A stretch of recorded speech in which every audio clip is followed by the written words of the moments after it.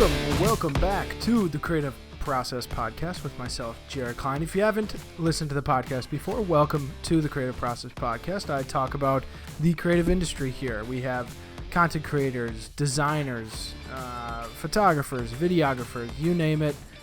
Those people have been on here, and we've had great conversations about them. So welcome to the Creative Process Podcast. If you are a returner, welcome back. Nice to have you back. But today, on episode 95, obviously you see that I am by myself, which is a little different as of recent. I know last week there was no episode. I was trying to think of something constructive without having a guest. Because usually, obviously we talk about the guest and have them on and be able to have them tell their story and share their experience and everything like that. But I wanted to really hone in on something that, thankfully I went through, which I may bash it a little bit too much. And some guests that we've had on here have, said their fair share about it. But that is design school or, secondary design education. For myself, I went to the University of Wisconsin, Stevens Point. I do have my trusty diploma right here. It's up in my office. But yeah, so I went to the University of Wisconsin, Stevens Point, majored in Bachelor of Fine Arts and Graphic Design. And that's basically my secondary education after high school, right? I have talked a lot about whether it's needed, whether it's not needed. The guests that I've had on have talked about that as well. And you can, construct your own opinion about it. But today I am basically going to be talking about 5 things to do in design school to set yourself up for post-graduation, and being able to put yourself into the best position possible for post-graduation and for that job search. So we will jump right into it. I'll be looking over here because my notes and stuff are over here, and that's where I'm going to be getting all this information from. So yeah, it is a podcast. It still counts as a podcast, but yeah, it's a little bit more structured sense of things. So yeah, number 1, I said develop a tight group of friends within your classes. For myself, when it started off as a freshman, obviously you're getting used to who's all in your classes, who's developing friendships amongst yourselves, and the friend group that I had that went from, I would say, probably halfway through sophomore year into throughout the collegiate experience. We had, let's see, myself, 1, 2, 3, 4, probably 5 consistent people, I would say, that would be considered within our friend group.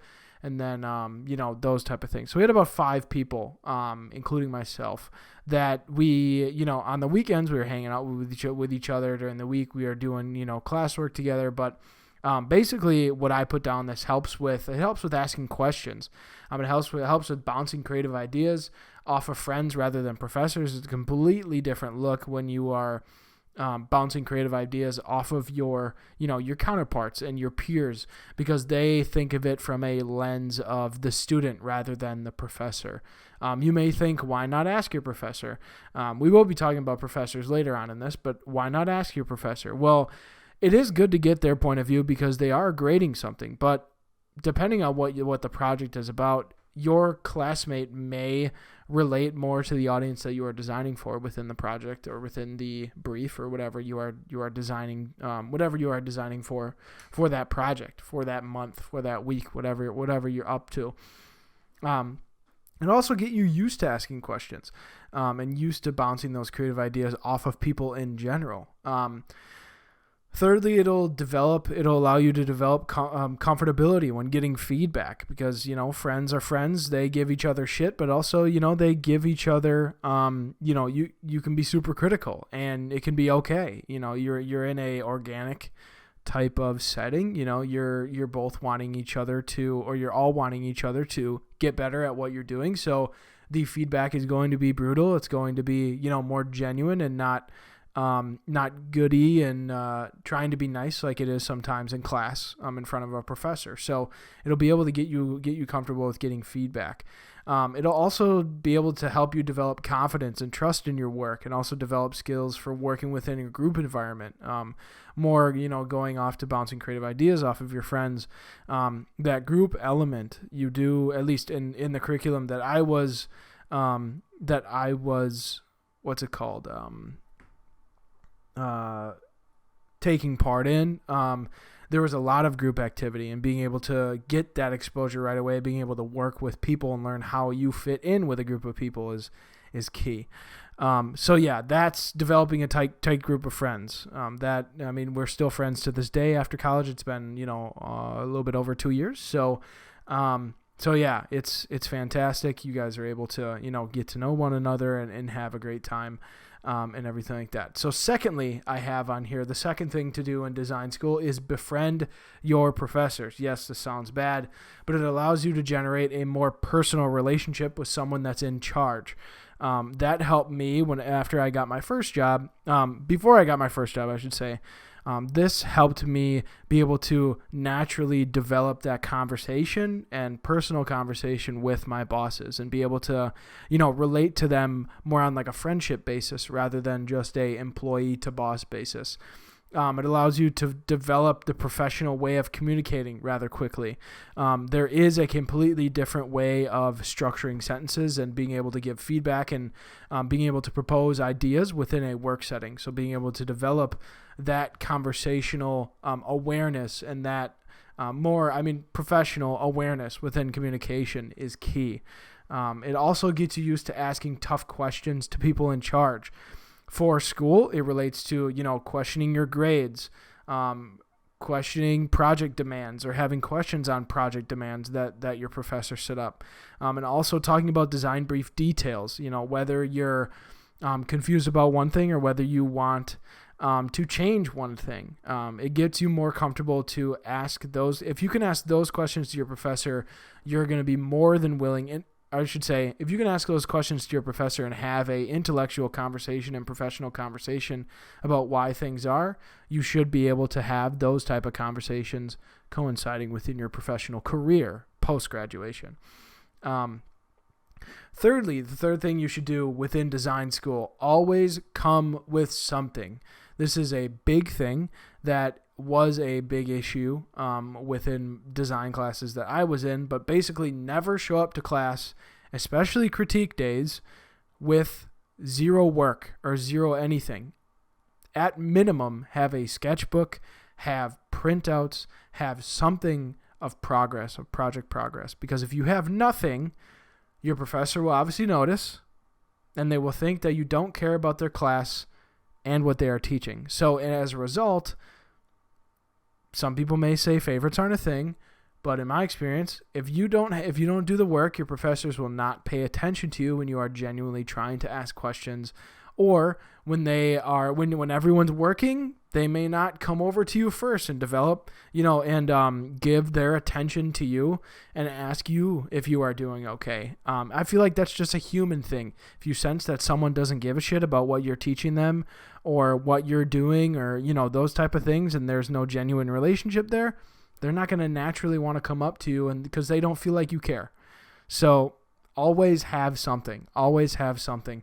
If it's the bare minimum, you're still getting by. People are still going to probably look at you a little bit and be like, why the hell? Like, we're supposed to have sketches, thumbnails, proof one, whatever the situation may be, and you only have sketches. What's the deal? But at least you have something. Do not show up to class and be like, I don't have anything. I can't say I have anything. I know college gets long. College gets strenuous. But you're doing it for a reason. You should be able to have something. You should be able to learn how to prioritize your time. But yes, your classmates will see that, and they will start thinking that you don't care as well.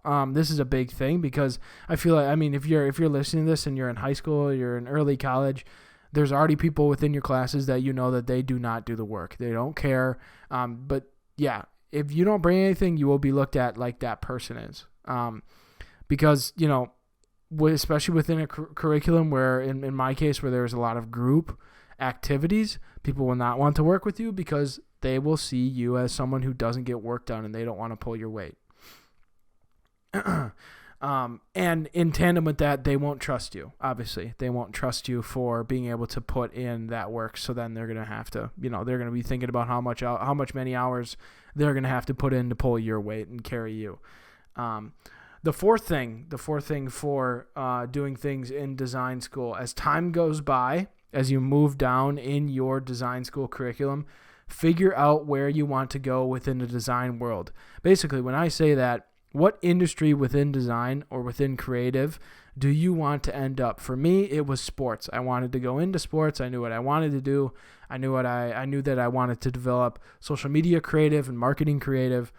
So I was able to hone in on that very early within my college career. But basically, for this reason, your professors will be able to give you more directed and personalized assignments to where you can work closely with industry professionals. I had friends within my design classes where they got literal personalized projects. That replaced projects that everyone else was working on. They came up to the professor and they were like, "Hey, this is what I'm interested in. This is what I'm interested in going into. Can you, based off of what you're trying to teach everyone else, can you structure a project for myself?" And obviously, they won't do this if you don't have the relationship with your professors. You don't develop that relationship with your professors. So do that first, because then you'll be comfortable enough and they'll trust you that you get your work done. But this will allow you to be able to gain that experience and possibly work with industry professionals within that industry of creative where you want to end up. So this allows you to gain more pinpointed critique and knowledge that is directly related to something you are genuinely interested in, which is always good because obviously school is school. The curriculum has to adapt to the curriculum is like able to, all encompassing. I'll mention this a little bit more in the final pinpoint, but the curriculum that's developed within a college design course, at least what I was all encompassing. We touched everything, print, digital, motion, those type of things. We touched everything. This will allow you to have the opportunity to get that pinpoint experience into what you're looking into, which is only beneficial for your career.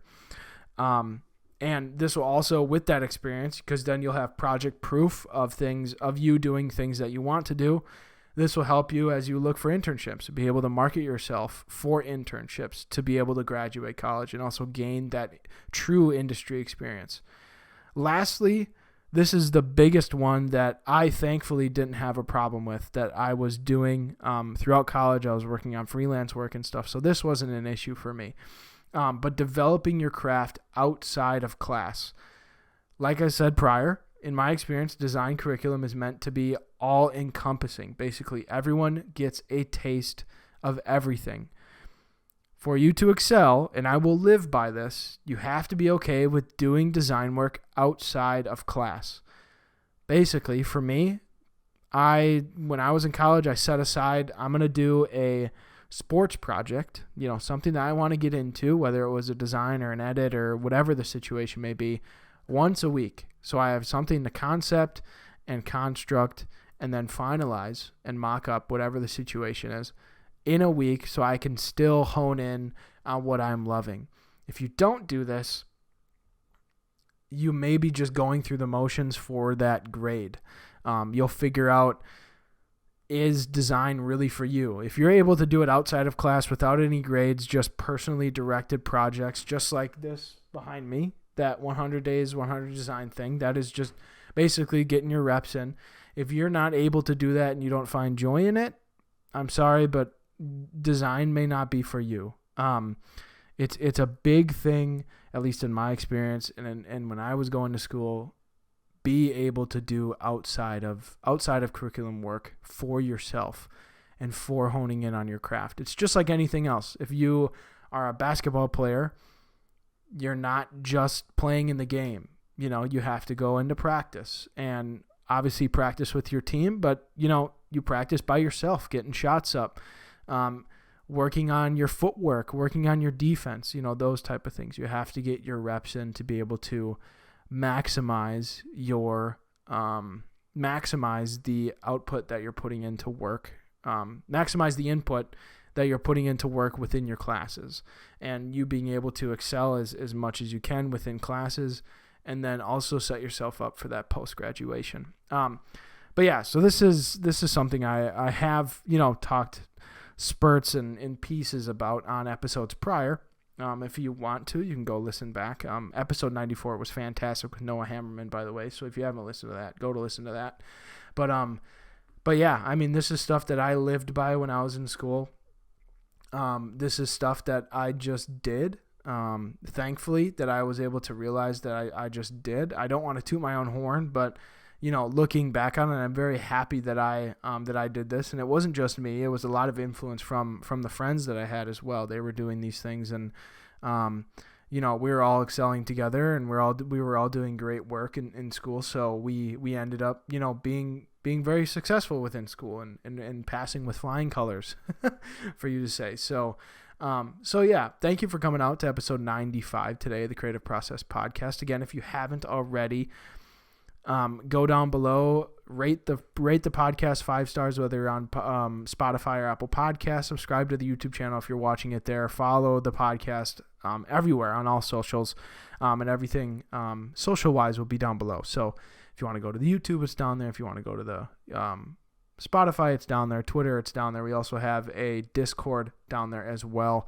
Community feedback and everything like that. It's fantastic. So thank you for coming to episode 95 of the Creative Process Podcast with myself, Jared Klein. And as always, make sure you tell someone that you love them. All right, we will see you next week, episode 96. Whoop!